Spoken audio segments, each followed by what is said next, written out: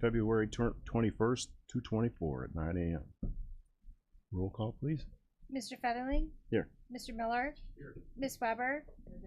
Mr. Long? Present. Mr. Swanson? Mr. Eckhoff? Present. Ms. Foster? Ms. Andrade? Mr. Ashcraft? Mr. Scanlon? Ms. Turner? Mr. Wheeler? Mr. Alexander Hildebrand? We have a quorum. Okay, we don't have any public comment. I don't have any slips. Nobody back there. You all received the minutes. Could we get a motion to approve the minutes from December 20th, 2023? Okay, Mr. Miller, Mr. Alexander, all in favor say aye. Opposed, same sign. Okay, thank you. Next up, we have a building report. We have two of them today. Yes, the building report for December 2023 should be on your screen. We had 2 new homes in December, issued 40 permits with a total evaluation of $1.6 million and revenue of $36,447. For January 2024, we had 1 new home, issued 42 permits, value of $1.8 million, and revenue of $15,293. While both of these do seem to be low numbers, they are actually higher than the same months last year, so our revenue is up. Thank you. Okay, you get Ms. Weber has a question. Ms. Weber. Thank you. The one I have on my screen says November 2023. The report I showed was The November, correct agenda was handed out separately. handed out separately. So, oh, but we don't see it, right? Correct. Okay, all right. I'm sorry. Okay. I guess we needed a motion to approve that. Get a motion Yes, to both of them. Yes. we're going to combine and approve the building report. Mr. Eckhoff, Mr. Long, all in favor say aye. Aye. Opposed, same sign. Thank you. Okay, we got some stormwater. Anybody have any stormwater for Dell to talk about? None. MS4 program? None. We are required to ask every month. Yeah. The MS4 program stands for Municipal Separate Storm Sewer System. Part of this program, by being compliant with this program, allows us to issue NPDES permits, which are National Pollution Discharge permits. Without keeping this program in compliance, we would not be able to issue those permits, and therefore would not be able to have any construction in the county. So that's why it's important for us to do that. I We have to bring it up. Repetitive every month, but we must do that. Okay. Nobody has anything then for that, so we'll go on to historic preservation. I'm sure it's Michelle Sadler. Yes, I'll turn it over to Michelle. That should be on there for you. Thank you. Good morning. So I'm here to ask for authorization for the chairman to sign the agreement. We applied for a CLG grant and we were granted that to do a architectural survey of the Momence Township area. We've already done 2 of those. We've done Pilot and Momence. So now we're doing the other half of Momence City and Engineer Township.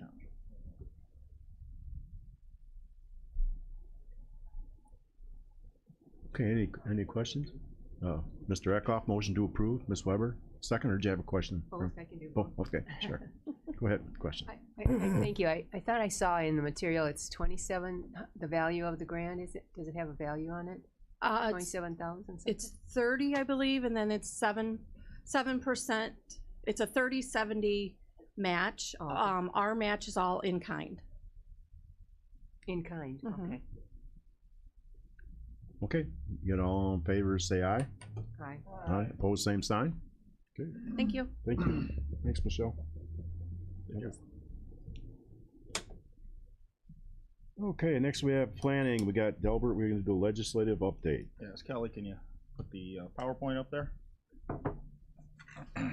As we find out about new things happening in Springfield, we like to keep the board informed of what is happening.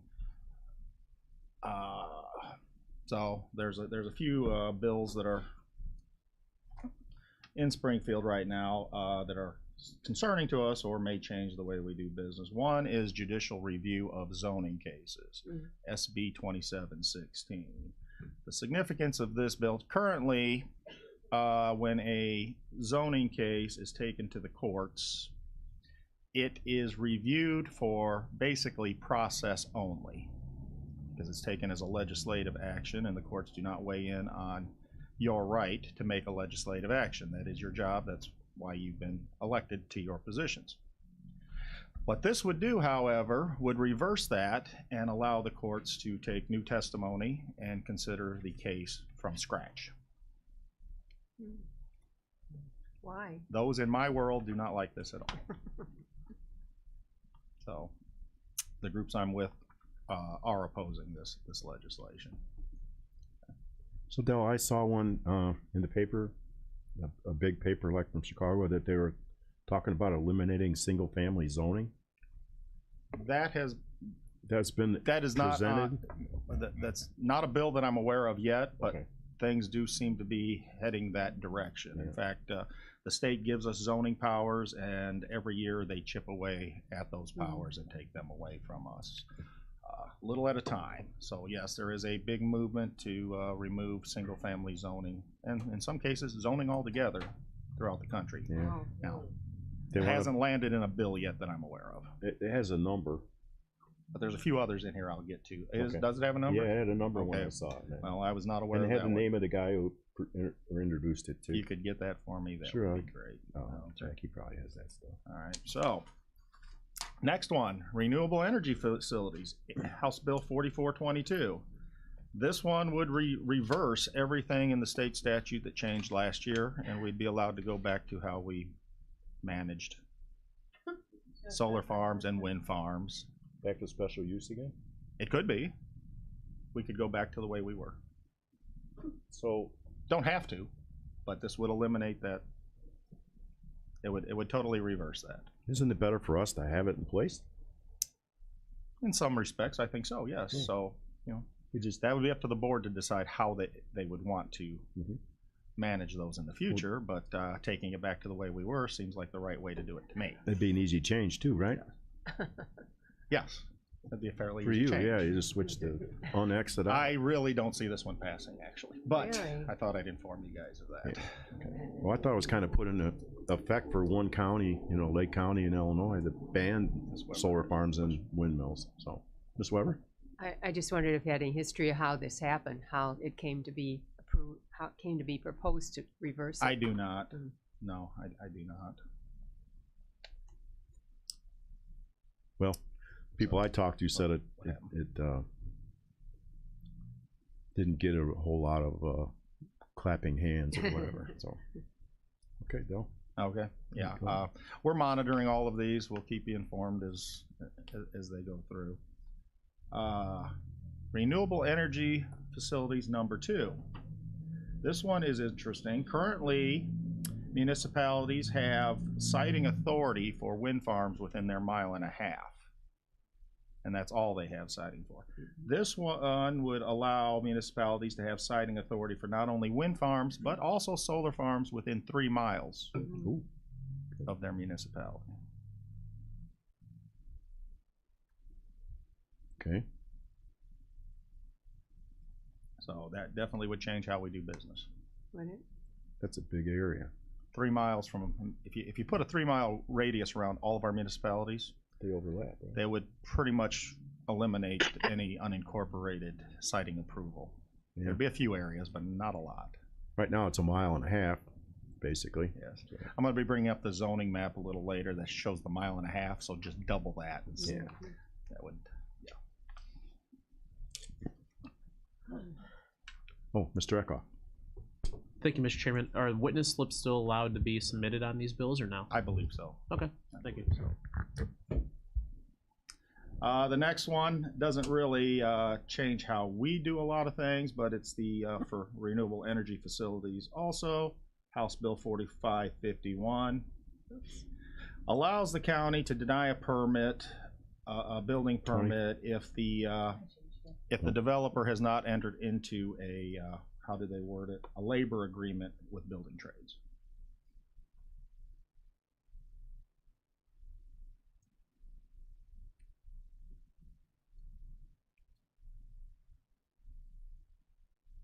Oh, Okay. so doesn't make any sense, though. Well, I don't know that it has to. Okay, well, it's just a bill, I guess. Okay. There's a lot of, yeah, it seems like there's a lot of renewable energy legislation A lot of lobbyists. being proposed these days, yes, on all sides. Yeah. So I don't know exactly where we'll land on it. Okay. And this one was just filed. It hasn't been assigned yet. So we're talking about like a homeowner has to have some agreement? Now, the utility grades, the solar farms, wind farms must have a labor agreement. Okay. It doesn't say we have to deny the permit, it says we may deny the permit Oh, if they don't have that agreement. okay. As That's it kind of goes, like, why bother? as it goes through the process, we'll learn more about how it's supposed to work out. Okay. Has to pass first. Yes, has to pass first. Yeah. Okay, and the final one, as I alluded to earlier, the state gives us zoning powers and likes to take it away. This one here would require us to allow accessory dwelling units everywhere. What? Accessory dwelling. Creates the Local Accessory Dwelling Unit Act, provides that a local unit of government may not prohibit the building or usage of accessory dwelling units in the unit of local government, which means we would have to allow second homes on properties. Ooh. Okay. Seems Any like a, property? Yes, it does not specify any particular district here, so So I could have a half acre and have 2 houses on it? presumably yes. No. a lot of holes in that one. Yes, so it doesn't take into consideration what the local unit of government would like, or what they would want, or what's best for Oh. your neighborhoods and your constituents. The whole state isn't the same. Currently, you have the power to decide through your zoning ordinance where or if you would allow these. So special use. We currently do not. Okay, we currently do not allow accessory dwelling units. You can, One dwelling unit per property unless you're multifamily. then the accessory structures you can have, but I That don't think is you're a- supposed to live in them. That's a choice of the board here that chose that when they set up the zoning ordinance. That certainly could be changed if the board would like it to be. This would force us to change it. Okay. Okay, and that's what I have for legislative updates Okay. for right now. Okay, now we're gonna go to zoning. We have to, do we Yes. have a copy of the map? It's probably in my. Should be on your screen in your packet. Every year, On my computer. we ask the board to review the zoning changes from the previous year and re-adopt the zoning map. This keeps our zoning map official and legal. So for 2023, we had 11 farmstead exemptions that were added to the map. We had a total of 14 zoning cases. 5 of them were rezoning. It seemed to be a commercial year because 1, 2, 3 of those 5 rezonings were for C2 commercial. One was a A1 to rural estate, and the other was A1 to agricultural estate. We issued 1 special use permit for a racetrack. We had 9 variances. 4 of those were denied. Of those, 4 were setback variances, 2 denied. 2 were accessory structure variances, 1 denied. 1 was for a fence location, that was denied. 1 for lot size, and 1 for a digital sign. And we had a lot of text amendments last year. We had 4 text amendments, the new wind and solar ordinance, 1 that changed the authority of the Zoning Board of Appeals, 1 that added fairgrounds and racetracks to the A1 district as a special use permit, and 1 that addressed the parking deficiencies for mini storage facilities. So all of those were approved accordingly, and they were added to the map as you see there. I know it's really, really hard to see, but they are, I assure you, they are all on there. And you see that brown, those brown circles, that's the current 1.5 miles Oh. that is only given to a municipality that has a comprehensive plan by state statute. Under that other proposed legislation, that wouldn't matter. They would all get a 3-mile radius around. Delbert, would the comp plan have to be current, or could it be 10, 15 years old? It does not have to be current. They just must have an adopted comprehensive plan, and it changes some of the rules in the 1.5 miles. Okay, thanks. Anyone else have any questions? No? Basically, by having a comprehensive plan, the municipality has some limited jurisdiction in that 1.5 miles. Not too much, though. Okay, anything else for the zoning? Did we get a? We gotta get a motion to approve the zoning map. Yeah. Okay. Colton's gonna second it. He's got 2 fingers up. Okay. Mr. Long, first, Colton second. All in favor, say aye. Aye. Opposed, same sign. If anybody wants to see the official is actually a printed map that the clerk and county board chairman will sign. If you want to see it, you can come down to our office and see it. Okay.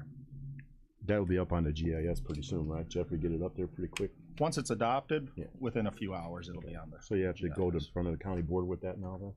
Yes. Okay. Thanks. Okay, we have it. Next up, is that it for you, for zoning, Del? That was it, yes. Okay. Mr. Wilson here for transportation?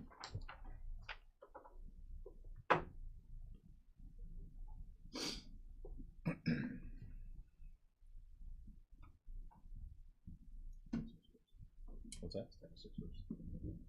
Title VI? Is that first? Yes. Okay. Yes. I've got a couple, so thank you. We have a relatively straightforward one for Title VI. Some of this board will remember, we've been through this a few times now, but what we need to do at the state's request is update our, well, I guess there's 2 parts to this. The state has requested that we add a 4-factor analysis in our Title VI plan, which we're willing to do. The other update to this is actually updating our numbers using the new census data. So we have Census, American Community Survey 2022 5-year estimates, and then we've added a 4-factor analysis, which is tied to language, limited English proficiency individuals. And so kind of the broad strokes of that is, at any point as a system, if we serve more than 1,000 individuals or 5% of our population of the people are defined by the Census Bureau as being limited English proficiency, we have to do, there's some triggers that get met. So what we do is we analyze our entire county as a whole, based on the census numbers. And then we analyze our rural area because we're talking about rural transit. So the numbers kind of wash out where as a county, if we were looking at the entire county, we would qualify in that there are more than 1,000 people who define themselves when taking the census as not speaking English very well. But because of the fact that we serve the majority of our population as the rural population, Metro serves the urban area, we end up only having about 588 individuals that are identified throughout all of the languages as not speaking English very well. The vast majority of those individuals, about 535, are Spanish speakers who subsequently don't speak English very well. But what we do in this is we look at the number, the frequency of rides, the nature of the rides they do, and then what resources are available for kind of the 4 factors. So we've written up a 4-factor analysis based on that, and essentially it is this. The same way we do not discriminate against anyone for any reason, under the Title VI plan, we don't discriminate against the 3. We do offer what resources are available.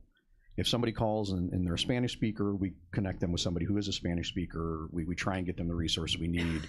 Obviously, our trips to Moments, have a larger Latino population riding them. We translate our brochures in 2 languages for that.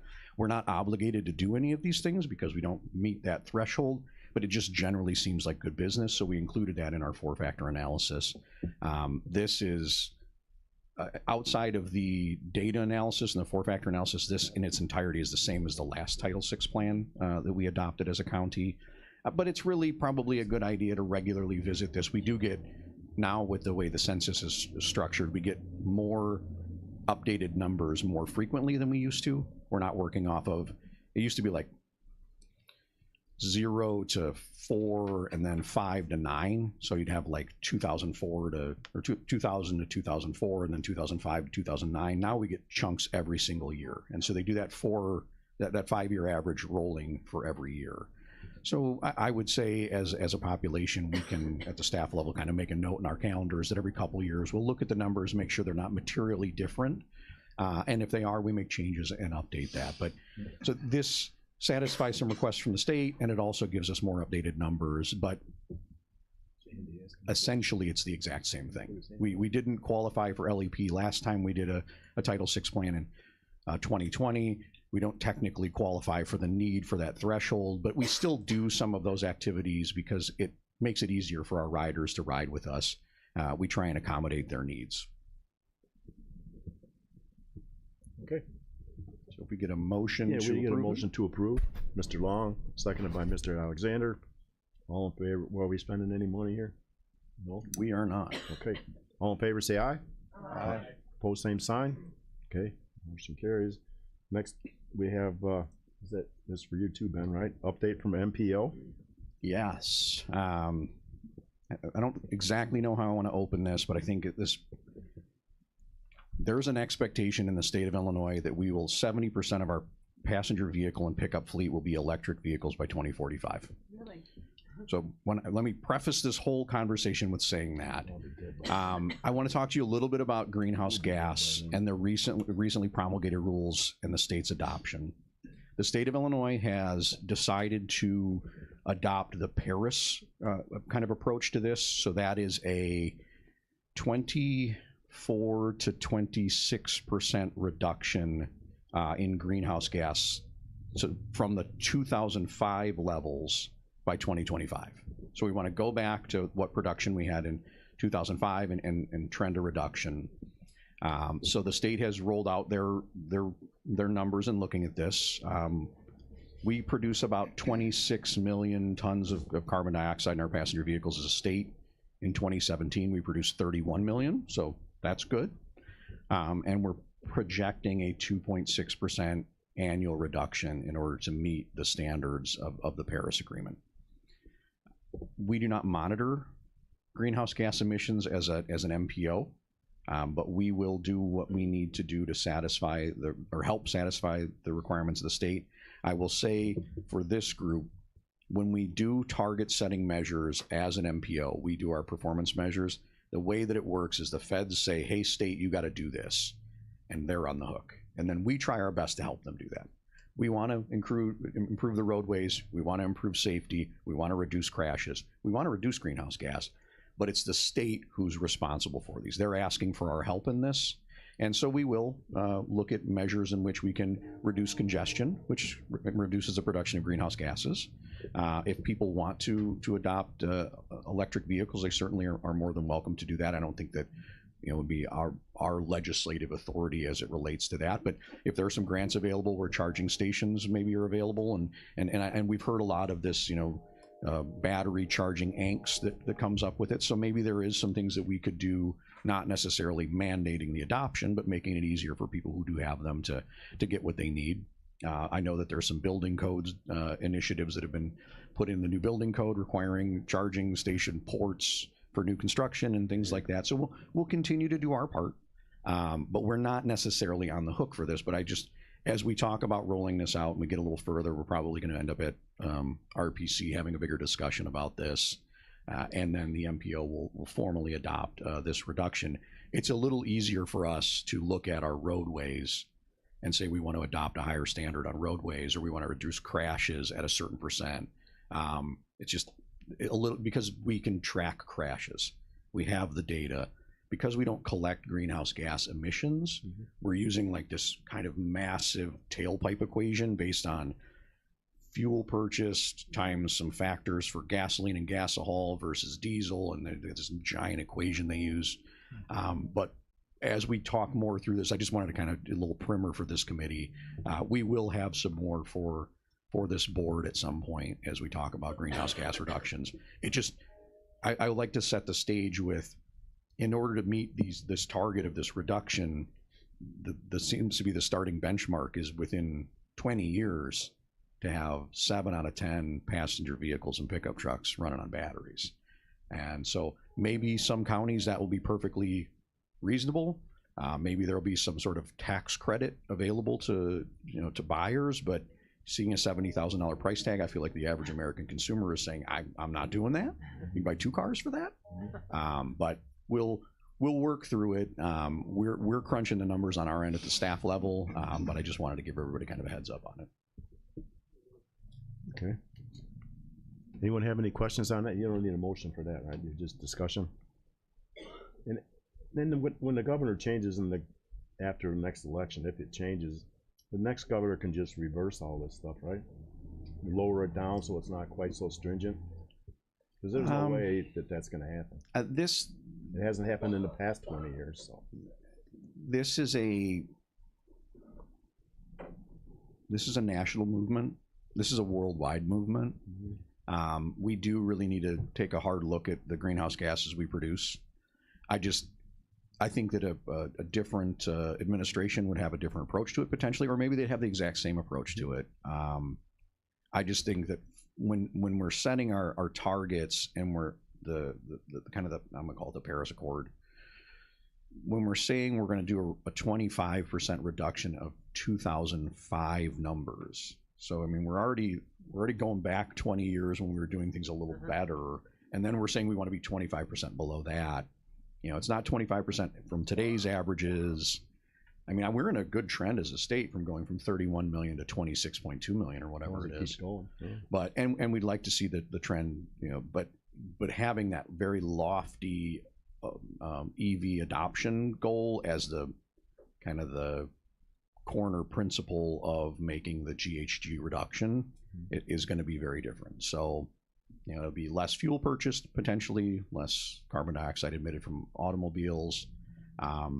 But there's a larger conversation about who's using fuel and what does idling time look like. And there's all sorts of this kind of plays into that. So this is really just a glimpse across the surface for this committee. As we get further into it, the state did meet their standards, but according to the feds, they have to have it done by February 1st. They did meet that. We will adopt standards by probably July as an MPO. Okay. Thanks, Ben. Anyone have any questions for Ben before he leaves? No? Okay. Thank you, sir. Thanks, Ben. Okay, next up we have old business. Anybody have any old business that needs to be discussed today? Del, you got anything? No, not at this time. And under new business, we have a staffing update from Del. You don't need any motions on any of this stuff, right?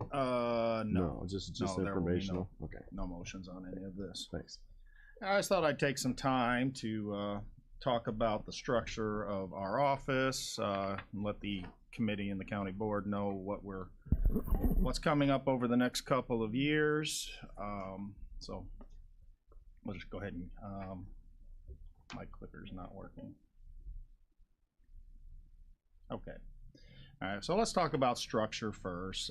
I oversee actually 2 departments and an organization: the planning department, the GIS department, and the Kankakee Area Transportation Study, which is technically by statute a separate organization. The planning department itself is broken down into 4 different divisions: planning, building, transportation, which is CATS, and solid waste. The GIS department has 1 division. Listed below each of these divisions are the daily, weekly, monthly, and yearly activities. I know it's probably very, very hard to read up there. I can send this out to the committee after this meeting if you'd like.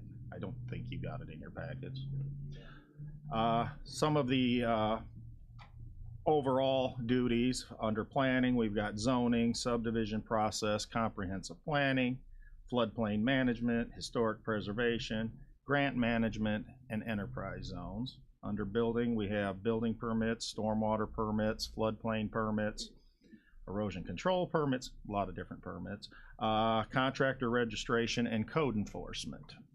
Under transportation, we have transportation planning, MPO management, data collection and management of data, transit, and public outreach. Under solid waste is solid waste plan maintenance and program management, public outreach, compliance inspection, ordinance enforcement. And under GIS, we have data management and system administration. So that sets up the structure for you. Now, the organizational chart of that structure, we have in the planning department, including CATS, we have 9 employees. In the GIS department, we have 1. And this is a little complicated, but this shows you where each of those people are focused. To note, we do have, I also add the Economic Alliance on here and the Land Bank, because Economic Alliance is, and those two are on my department list as employees for benefit purposes. They're not really my employees, but if you look at a budget, you'll see them on there. So I want to include them. And we, over in the lower right corner, GIS department does pay partial salaries on 2 employees in the assessment office out of our funds. So I also include them on there. So under the planning division, I head up that. We have assistant planner Michelle Sadler, office manager Jennifer Blair, and our recently hired clerical permit technician Tammy Turner. Started yesterday. Under the building division, we have Steve Marion, who heads that up. He also does our commercial inspections. We have a residential inspector, Keith Mosier. Plumbing inspector is Mike Magruder, but he's a contractor. He's not an employee. We contract it with him to do those. We have code enforcement is William Nels. Solid waste division is unstaffed and has been so since 2012. So any of those duties, we only do them as we need to, and those are done by planning staff currently. Transportation division is, that's headed up by Ben Wilson. I think you all met him. Transportation manager, Michelle Sadler, she does a dual duty with planning and transportation on that. We have a transportation planner, Robert Fisher, and we may or may not, Ben hasn't got back to me on that yet, need to hire a PCOM and grant compliance manager. Is that still a thing, Ben? The state is indicating that we need one of these, I believe. So we are in the middle of our RTA, FTA compliance review with the state of Illinois, and one of the things that IDOT looks like they're leaning towards is having more hands-on from a rural transit standpoint. And I can tell you, I went through the PCOM training, and they treat it like we should be driving the buses. I don't think as a grant manager we should be that intimate with the process, but the state has hinted towards that, and if that's the case, we will have to put another body into that position. Okay, so there's a possibility we may have to hire for that. Under GIS, we have 1 employee. That's Jeffrey Olson, who does all of the day-to-day work in the GIS. Okay, so you've seen the functions and you've seen the organization. That pretty much covers our normal daily, weekly business. And now I'd like to talk to you guys about some of the projects and new plans coming up in the 2024-2025 year, and some things that are concerning to me. So we'll get started with that. Under building and code enforcement, we are going to be looking at updating our floodplain ordinance. The Department of Natural Resources has adopted the Model Ordinance 2.0 is what they're calling it. And we will be required to adopt that. We do have some wiggle room for a few modifications ourselves, so we'll have to put that through the process. It does definitely change how we regulate floodplains. Okay, I haven't got into it fully yet, but there are some changes that will affect us on that. And we have to go, of course, through the process of getting it adopted. Stormwater ordinance update. One of the local engineers brought to our attention that our ordinance does not really address existing development when calculating impervious surface. Well, if you have say you have a factory and has a parking lot and you want to build another building on that lot, ours addresses the new building very well, but not how to calculate in that existing building and that existing parking lot for your stormwater calculations. So we are going to put together a group of the local engineers to discuss that and come up with what that language should be. And while we have the ordinance open, we're going to do a full review on it and see if anything else needs to change, because there are some confusing areas in there, especially when it comes to wetlands and setbacks that we should address while we're doing it. Okay, so there's that. We have been approached by the Village of Buckingham to administer their building and code enforcement for them. We're still talking about that. They certainly want us to do that. So at some point, we will probably come back to you with some type of contract or agreement for that purpose. They don't get a lot of activity out there, but according to the mayor, they have no expertise at all to do that. We have been on a permit by permit basis doing some inspections for them. I don't think they even have a building inspector anymore. All right. Is that a question, John? No. Okay. All right. Repetitive loss properties. This is a program that we started several years ago, utilizing grant money to buy out floodplain properties, flood-prone properties, so that they cannot be developed on. FEMA and IDNR likes to give out money on this because any property not developed on is no longer an insurance claim for them. So it's really a win-win. We currently have 4 properties and would like to continue that program. They do focus on repetitive loss properties. These are properties that have over a rolling 10-year period have had damage claims that exceed 50% of the value of the building. Those are the worst of the worst. Okay, and I think currently we have 42 of them in the county. It is that list does change each year with each flood, but right now I think it's like 42. Some other activities we're going to have: renewable energy facilities. There is no slowdown in solar farms. Okay. We currently have 4 solar farms in the permitting process and 15 under construction. Based on contacts and conversations with developers, we are probably going to be looking at least another 10 to 18 in the coming year to 2 years. On top of that, we have the Heritage Prairie 2,000 plus acre utility grade solar farm. That's going to be a big one. It's going to take a lot of resources from our office for coordination, for inspections. They intend to begin permitting in this fall. Heritage Prairie is also proposing a wind farm in the western area of the county out there, and they have about the same time frame as their solar farm. So that's also going to tax our building division pretty heavily. And there is the Lower Crossing Wind Farm, which is up in the Grant Park area.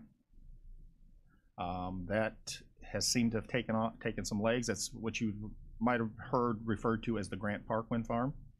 Has been bought out by another company and named the Lower Crossing Wind Farm.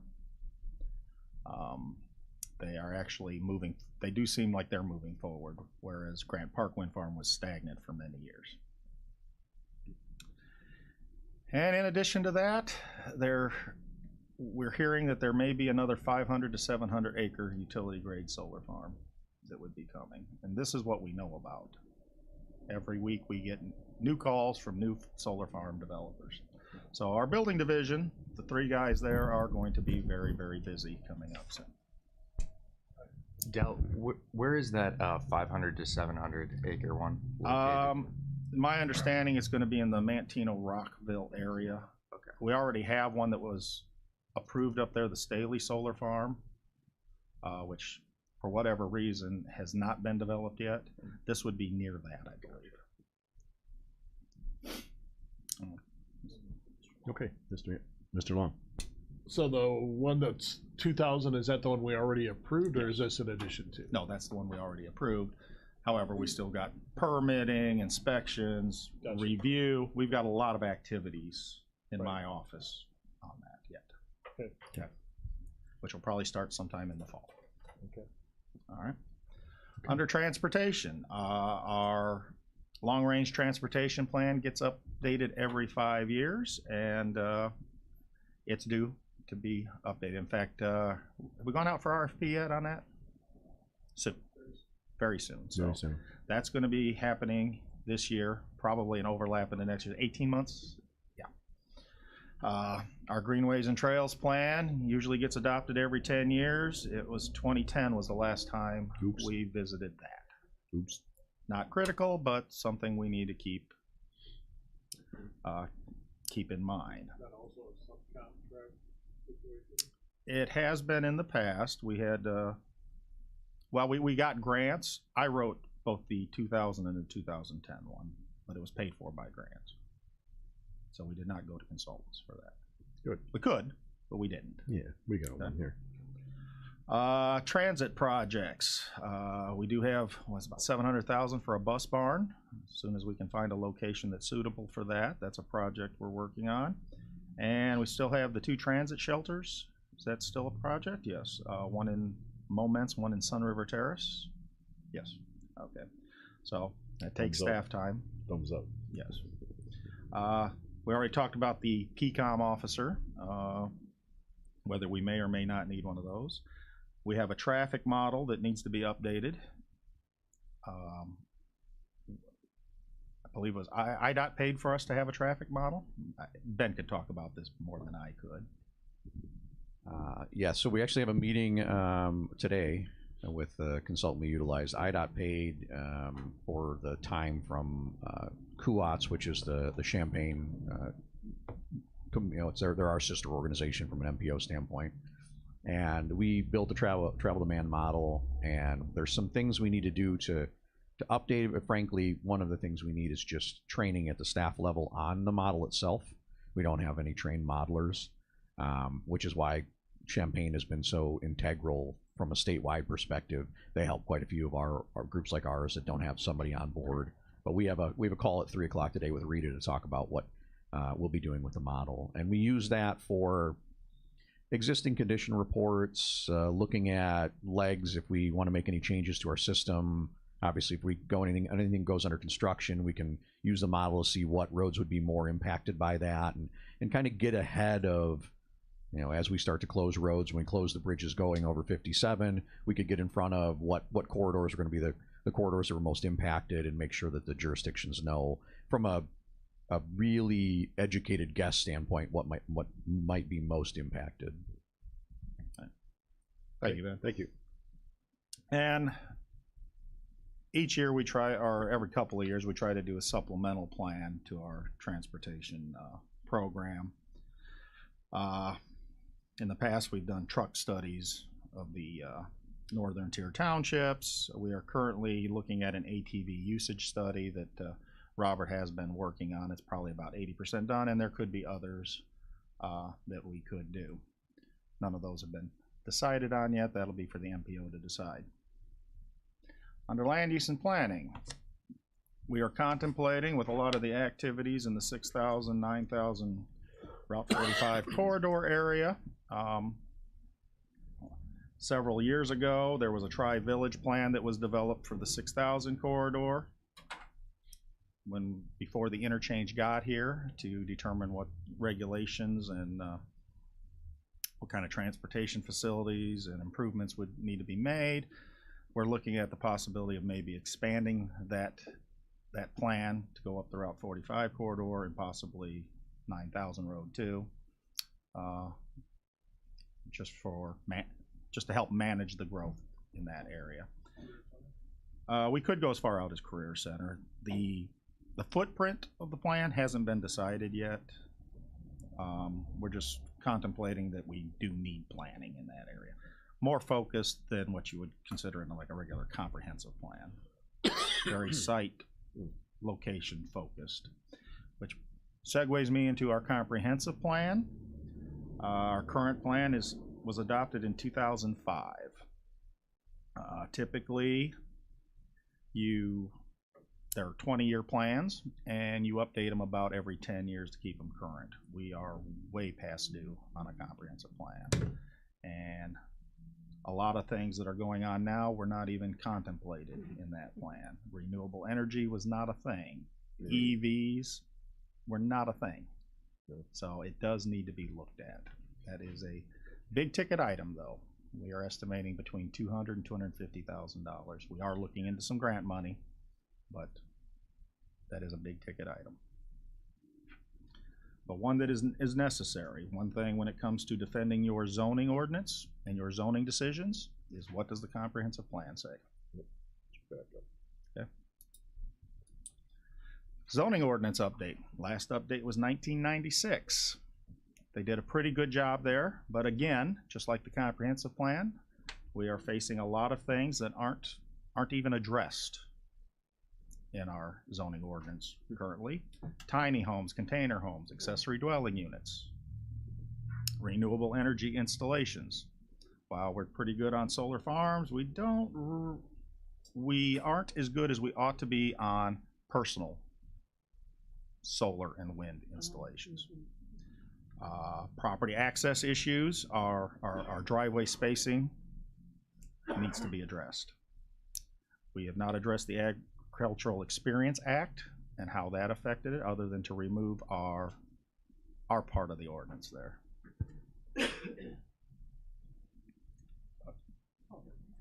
Mr. Eckhoff. Number 9.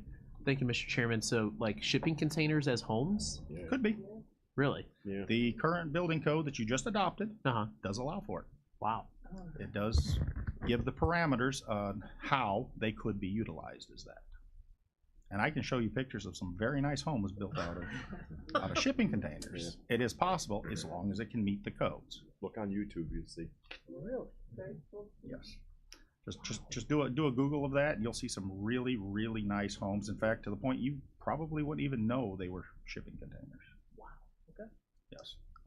So it's possible, but that's a discussion this board needs to have. Do you want to allow that? And if so, then we should change our ordinances. But that discussion hasn't occurred yet. So the zoning ordinance needs update. Wedding and event venues, there isn't a month that goes by I don't get a call from somebody wanting to turn their property into a wedding or an event venue. Our ordinance addresses it by making it a commercial use. And I don't think the county board wants commercial zoning all over the county, because that leads to other trouble down the road. Microbreweries, distilleries, marijuana facilities, Airbnbs, that's a big thing for us. And there's a lot more. I could go on and on. But anyway, our zoning ordinance definitely needs to have a look taken on it. And what we've been doing so far is really chipping away at it. Right now I've got Michelle looking at the fence part of our ordinance, because there's some holes there that need to be filled. As far as how we address gates, our ordinance doesn't talk about gates at all. So what height, what kind of material? No, so we're looking at that. So we have been, that's why we had 4 text amendments last year. We've been chipping away at it, but a comprehensive look at it would be better. I am currently, as time permits, helping the Village of Hopkins Park and the Pembroke Township area try to develop a land use plan for them. They do not have one, have never had one. So to help guide them, there's a lot of things happening out in that area with natural gas and broadband and various other things that they could certainly benefit from a plan. So we're working on that with them. Been doing that since last September. Keep going with land use planning and zoning, historic preservation. The grant that you just authorized the chairman to sign, that'll be going on over, was that a 12-month? 18 months, so that'll be happening in the next year and a half for that. And if you recall, there's in-kind services. That means staff time. So how does that work? What do you mean? About the historic preservation, then by doing Kinnear Township, we are identifying the historic homes, historic buildings. Historic sites, historic structures. I believe they'll take photos of each one, try to obtain once they've determined it is historic, try to obtain as much information about that structure as they can and basically take an inventory of it. We want to do it for the entire county, but that's a big task, so we're chipping away a township at a time. I think this is the 3rd township out of 17, so we got a ways to go. But that's really what it is. Then once they have that inventory, then they can decide whether they want to have those, work with the owners to get those put on the preservation list. And of course, it helps our building inspectors identify those structures if somebody comes in for permits on them. So I believe that's accurate, correct, Michelle? Okay. She is my resident expert on historic preservation. So anything else? No. Okay. Environmental planning. The county board recently adopted a natural hazard mitigation plan. Unless we want it to sit on the shelf for the next 5 years, we probably ought to be doing something with it. There's a lot of projects in there to be worked on. I have not dug into it to see which ones should be done first or last. I think there is a hierarchy in the plan itself, but just something over the next year and a half we should be at least picking away at some of those projects. Solid waste division, I think I've already talked about this. We really don't have a solid waste division, probably should. Most of the programs are administered to the bare minimum, with the exception of, we did start the e-waste recycling program a few years back, which seems to be pretty successful. And GIS department has 3 big projects going on over the next few years. We are currently doing a bathymetric survey. Last I heard, the river was about 70% done. So moving forward with that. Aerial photography is done every 5 years, which means the next one is next year. March 2025 should be the flyover, which means we've got to start working on the RFPs and vendor selection in the next couple of months. And we are reworking the entire, upgrading the entire server system with the help of IT, so we are doing that as well. The architect, changing the architecture, making sure we have all of our software and servers optimized. We are buying 3 new servers to go into that. I think our newest server right now is like a 2012 server, 2015. I could be wrong on that, but it needs updating. It's a classic. Yes. Okay. Then we get to grant management, which is sort of a planning function. It certainly does end up landing in my office, usually on Ben's shoulders. Natural gas grant for Pembroke Township. That seems to be moving forward. That was a $1 million grant. If you got any questions about it, Ben could come up and talk about it, but it will probably bring natural gas to about 230 homes. We'll have to do building permitting, inspections. There's a whole process for who those 230 homes are. So quite a bit of work in our office is going to occur on that. Courts improvement. Courts improvement, I think that's at the courthouse, still one that Ben is working on. Is that correct, Ben? Yes.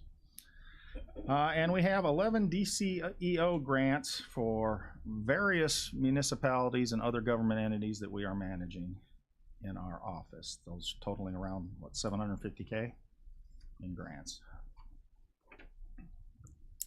And that brings us to the really big grant that we manage, is the $7 million grant for the river. I think the first project is the Aroma Park boat launch, which is currently being worked on. On top of that, there are various other river projects that's in the plan. Project number 1 is obviously the first one we're working on, the Aroma Park boat launch, sediment removal. We have leaning and dead tree removal is project number 2, and you could look at the plan if you want to know specific areas, locations, and things like that. Project number 3 is sediment and log jam removal access sites. Project 4 is stream bank stabilization. Project 5 focuses on Singleton ditch and sediment management there. And other activities involved with this that taxes my staff is just managing and coordinating all of this. Reporting for the funds and the activities. At some point on all of these projects, there's got to be vendor selection, which requires paperwork and RFPs and scheduling. And for the dead trees and the bank stabilization, we will be purchasing equipment that I believe the highway department will be using to perform those tasks. And that also requires staff time to manage all of that. So this was not meant to be any type of sales pitch or anything like that, but I wanted to make you aware we've got a lot going on. All of this is being done by 9-10 people. Okay. Dell, the comprehensive plan, does that have to be paid out at one time, or is that like a 50,000 pay as you go type thing, or is it you got to pay it all up front before they'll start? That all depends on the contract. No, you generally don't have to pay it up front. Usually there is a percentage of the total that is paid up front, and then monthly payments from there out. Sometimes it's also structured where it's payouts based on milestones. Okay. So you set get this part done, you get this payment, you get this part, and then there's usually usually hold back the last 10 or 20% until it's completed, just as a guarantee that they will complete it. Can you update the old plan without having to rewrite the whole thing? Is that possible? That's always possible. Probably not ideal, and ours is so old and so ineffective that I think a rewrite would be more appropriate. Okay. Mr. Wilson. If I could, as a former consultant and comprehensive land use plan writer, I would scrap it. The industry will scrap it. They'll look at ours and say, that's great. We're experts. You hired us because we're experts. You've seen all of our great plans and we just want to write a new one. They will look at our existing plans and that will help shape the document. But no consultant you're going to work with is going to go, oh, well, yeah, maybe for 50 grand we could just buff your old plan. When you're talking about a countywide plan and 250s, maybe the number, maybe it's 300. It's going to be a multi-year process though for the chairman's question, and that will be potentially where you can budget 2 cycle years or potentially 3 cycle years, depending on how that works. If you started we won't, but say we started in September, we could pay out of this year, pay out of next year, and then pay the final payment out of the third year. So there's some flexibility there, and a lot of the consultants are very willing to work on that. But when they come in, there's a lot of like carrying the briefcase from miles away gravitas that goes on in hiring big consultants, and they're just going to want to do their new. And if you look at plans over time, a lot of plans look the same now because everybody's got the same kind of ideas, and they didn't look like that 25 years ago. Yeah. Okay. Thank you. Anybody else have any questions for Dell about any of his dreams here? Ideas? No, I mean, that's basically what it is, wish list for him. Go ahead, Colton. Thank you, Mr. Chairman. Dell, thank you to everybody in your office. Fantastic job, and you have a lot of work ahead of you, but it really opened my eyes, so thank you. Okay, anybody else? Okay, Ms. Foster? Yeah, I hope this isn't a wish list because I know Delbert and his staff, they do a lot of work, and he's been out to Pembroke for the past 3 months, and we are working very, very hard to get some kind of plan. And also to Ben Wilson, who is working with us to get this money in, and we got the money in, we got a contractor, but it takes a lot of work. I'm surprised that you have such a limited staff, so I hope that we can do something for the planning department. Yeah, I can tell you this is not a wish list. All of these items must be done at some point. Some of them can hold off a little longer, but we do have to address them. So you can list them by priority sometime? Yes, probably. Okay. We could talk about depending that on who you talk to, the priority changes. If you talk to floodplain management, that ordinance is the top dog. If you yes. Okay. We can go over that. Okay. Mr. Mr. Wilson, sorry. Could I, Mr. Chairman? And I guess this is why we're at the committee structure now, right? This is, as our policy body, the county board establishes the premier priorities, right? And that's where we're talking about. We've taken on grant activities to help other jurisdictions. Is this a continued priority? Is maintaining and fixing impacts within our river still the priority? And that's where we will then address our time appropriately. There are, again, to Dell's point, there are things that have been put on the back burner for some time. We probably should start bringing those around. If it's been 20 years and we haven't addressed it, that's not a time to say, we'll just make it 20 more. It's time probably to address those problems. But these are types of things, as we're looking at this, we're looking for guidance from the board to say, here are the top priorities for the county that fall within planning. You know, and so, you know, for us, what staff time commitments do we need to make? When I wrote my grant components in there, you notice there's a lot of zeros for grant administration funds. Is that a good use of my time? Like, I mean, that's a question for all of you. Yeah. That, you know, if we're working on a grant where the county's receiving $0 in return, is there another area that would be more fruitful, or is this still the critical path item that was, you know, assigned to us when it began? And I think it's, as we step back at this in its entirety, there's a bigger conversation about what are the priorities, and we will give you our feedback at the staff level, but ultimately this body needs to tell us, hey, these are the 5 top priorities in that order as a county that we need to have, you know, running well. You know, we're working hard on these, and maybe these are the other areas where if there is a pinch on staff time, and I can tell you there is, maybe that's where we don't address those as heavily while we work through other projects. So it's just, I'm not trying to tell you how to do your job, but it's just, we do need that guidance at the staff level.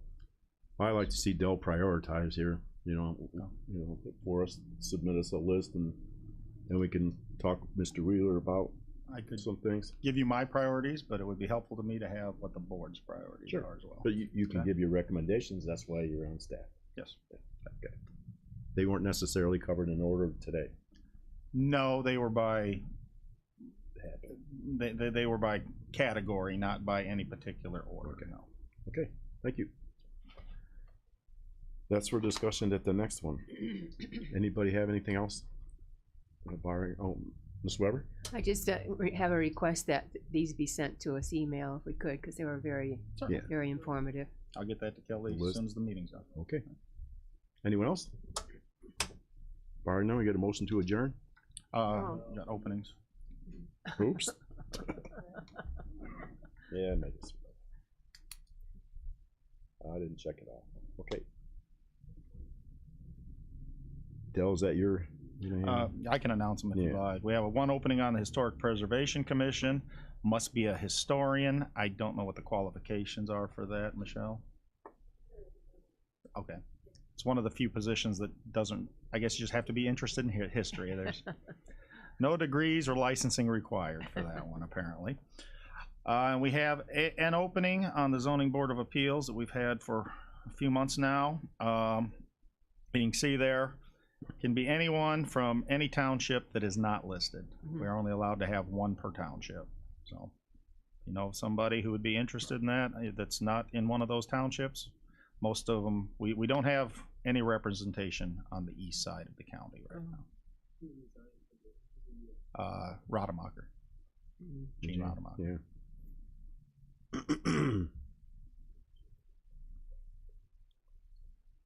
Okay. Mr. Wheeler, I don't know anything. Sorry, is there a per diem for this PZA or ZBA because we have a lot of trouble getting people to show up? Yes, there is. Yeah, this is actually one of the few we actually pay for. They get $50 per meeting plus mileage to and from the meeting, and mileage if they go visit sites. Site visit. Is $50 enough? I don't know.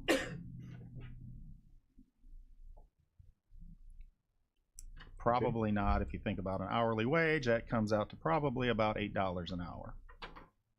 Average zoning board meeting that they get $50 for is about 2 hours. And if they do their jobs and go visit the site, that's at least another hour, so that's 3 hours for $50 that they're putting in.